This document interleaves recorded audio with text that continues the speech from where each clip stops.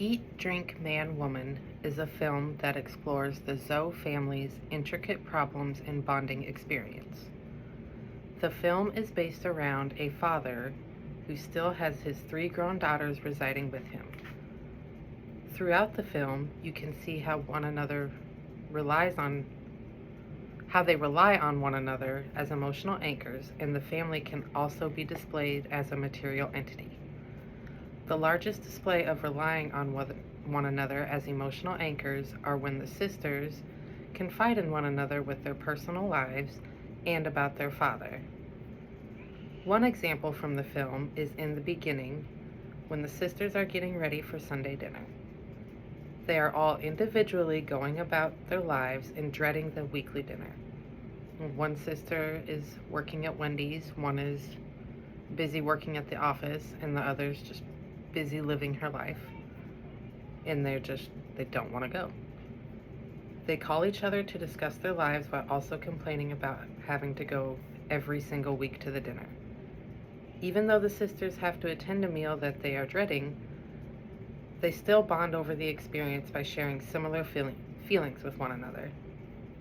The Sunday dinner also represents a material entity by withholding a tradition.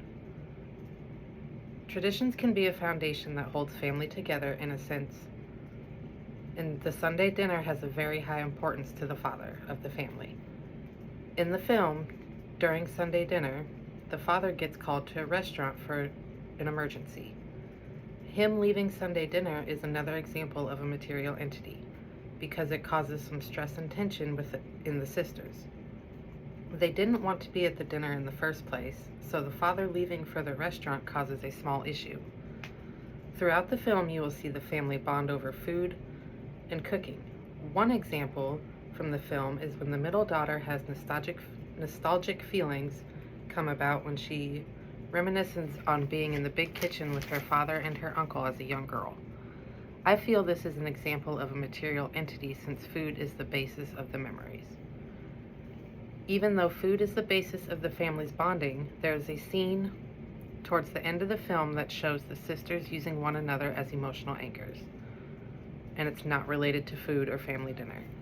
The scene is when the two older sisters are confiding in one each other about their feelings towards each other. The oldest sister thought that the middle sister hated her, but in reality there was just confusion and emotions, and them opening up to one another brought them closer together. Another large aspect of the film is the sisters wanting to stay or move out of their father's house. One dynamic I'm going to focus on is the middle daughter and her reasonings for wanting to move out. She works at a corporate office and has made a good career for herself. In the beginning of the film, she puts money down on an apartment and uses most of her savings to do so. I felt she did that because she craves independence from her father's home, but also later in the film we see that she is upset with her father because she always wanted to work in the kitchen and he banished her from that. She also seemed happy to be moving to a new apartment because it was in a prestigious area. Midway through the film, we learn her apartment money got stolen by the company, so she continues to stay with her father. When she first talked of moving out, she did receive some backlash from her sisters because they feel, especially the oldest sister, that their father is everything and he needs taken care of.